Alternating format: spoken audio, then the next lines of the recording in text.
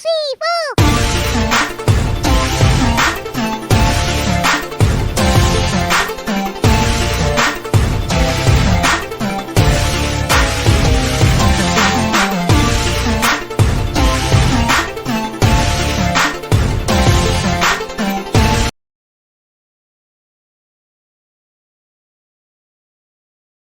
Series of grammar games, or as I'd like to call it, GG. I'll be sharing some grammar activities I've done with my students that I hope you and your students benefit from them too. This is my first episode of the GG series, so if this sounds like something you're interested in, subscribe. So without further ado, welcome to your first GG.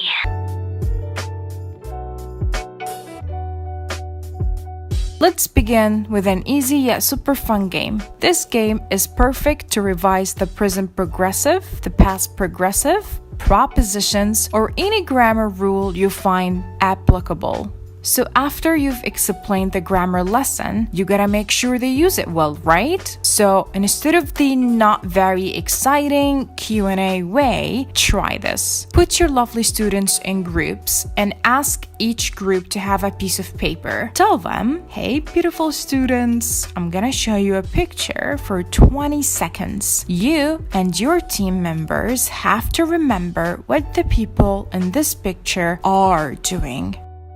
After the 20 seconds are over, you're allowed just then to start writing 6 sentences describing what you have seen using the present progressive on that piece of paper you have. Make sure in these 20 seconds, students are not cheating. Writing the sentences while the picture is on. The point here is to let students try to remember as many actions, or in this case, verbs, as they can while applying the present progressive form in their heads. Also, not allowing them to write while the picture is on, adds a little excitement to the game. Now, students will hop on their papers writing the sentences. And to make things more interesting to me, not to them, I ask them to write, for example, 3 sentences using singular subjects only and the other 3 using plural subjects, just to make sure they're using the helping verbs correctly. The team finishes first wins, but if they have some mistakes, then the win moves to the team with the least mistakes. So they read their sentences out loud, and together we try to correct the mistakes if there were any. You can use the same picture for the past progressive, therefore your question will be, what were these people doing yesterday, for example? You can also use the same picture to revise some propositions. It's either you provide them with a set of propositions to choose from, or let them choose what they remember from the lesson.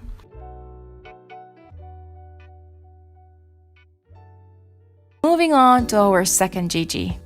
This grammar activity is perfect to let the students differentiate between the modal verbs or revise the verbs that should be followed by 2 plus infinitive or gerund, or any other grammar lesson you find applicable. As you know, the meaning of some modal verbs or certain grammar structures can be tricky, especially in the negative forms. So I tried this activity with my students and they fully understood the lesson. After I've explained the different modals and their functions, I wrote some very short sentences using modals on a piece of paper and cut them into strips. I divided the students into 2 groups. I asked one student from Team A to come and pick a strip. I told the students that he needs to act out the entire sentence. The student wanted to punch me in the face. The thing is, we usually play acting out games when we teach vocabulary, but I thought certain grammar words need to be acted out in order to be fully understood as well. So I wrote all of the modal verbs we studied in that lesson on the board, and I told them each sentence contains one of them. Your job is to act that sentence to your team without pointing at the word and tell them which modal you got. If the level is not that advanced, we agree on a certain hand gesture. For example, this gesture for can, this one for must, for example, this one for should, and so on. This is how it went. The student who wanted to punch me in the face picked a strip. The sentence he got was, he has to clean.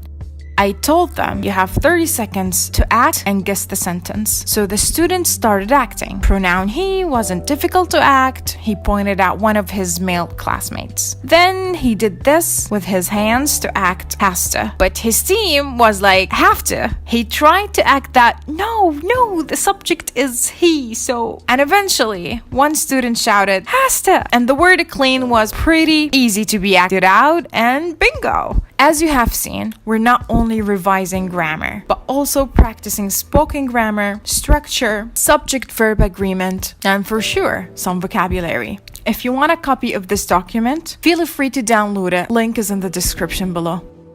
The last GG is perfect to revise any tense in English or any grammar lesson you find applicable. After teaching the intended tense, let's say simple past, draw a box on the board and ask the students to name some verbs. Choose at least 8 verbs. Tell the students that you're going to introduce an imaginary friend and give that imaginary friend a name and maybe draw a stick figure of it on the board too. I'd love to tease my students a little bit. So I told them that you can't meet my friend unless you guess her name. Her name starts with letter C. So students are like, Cindy. No. Sandra. No. Ciara. No. Kat. No. You give up? Yeah. Her name is Coffee. What? Miss? No one is called Coffee. And I'm like, that's not true. That's offensive. I'd like you to meet Miss Coffee. And then I draw her on the board. So after I do this, I feel students get more excited to see what's next, you know? So on the board, we got the 8 verbs. Our grammar lesson was about the simple past tense.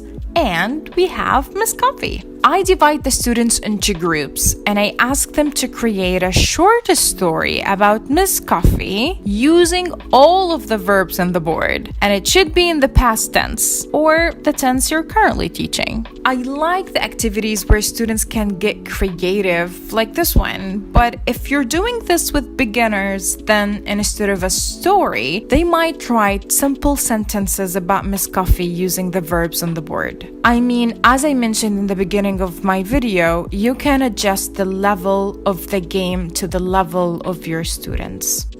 However, with advanced students, I ask them to write a short story, but following a certain theme. So for example, write a sad short story about Miss Coffee, or write a scary short story about Miss Coffee. Then after they're all done with their stories or sentences, we hear them up together and I try to move their attention to how they use the past tense verbs and correct them if they got any errors. That's pretty it. If you like this GG episode, don't forget to subscribe, so you don't miss the next GG episode. Thank you for your precious time.